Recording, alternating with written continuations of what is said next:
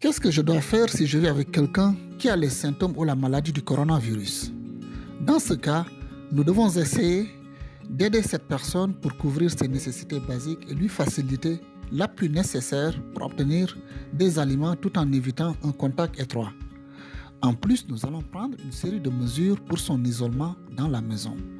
Premièrement, la personne avec les symptômes ne doit pas sortir à la rue, sauf dans le cas d'une assistance sanitaire.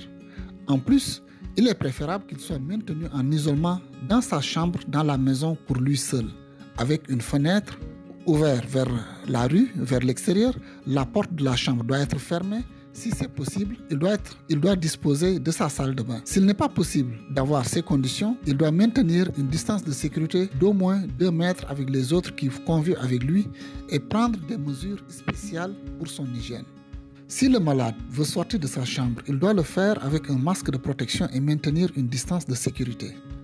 Aussi bien la maison comme la chambre d'isolement, elles doivent être bien ventilées vers l'extérieur. Nous devons tenter de maintenir une bonne hygiène dans la maison et dans la chambre d'isolement avec de l'eau et des désinfectants, avec une attention particulière pour les toilettes. Il faut désinfecter les robinets, les poignées des portes et les interrupteurs, surtout quand la personne qui a les symptômes partage les zones communes.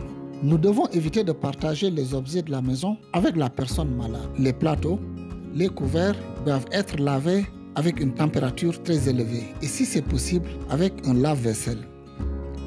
Nous devons tenter de laver les habits et le linge de lit du malade séparés du reste de la maison à une température très élevée entre 60 et 90 degrés. Toutes les personnes qui vivent dans la maison, qu'elles soient malades ou non, ils doivent maintenir une correcte hygiène des mains en les lavant fréquemment entre 40 et 60 secondes avec eau et savon. Éviter de se toucher le visage, la bouche, les yeux ou le nez. Tousser ou éternuer dans un moussoir jetable qu'on tire immédiatement après ou dans le pli du coude. S'il y a une personne dans la maison qui a de la fièvre ou tousse, il doit appeler au téléphone à son centre de santé ou au téléphone spécial que sa région autonome a mis à sa disposition ou à une connaissance pour être guidé.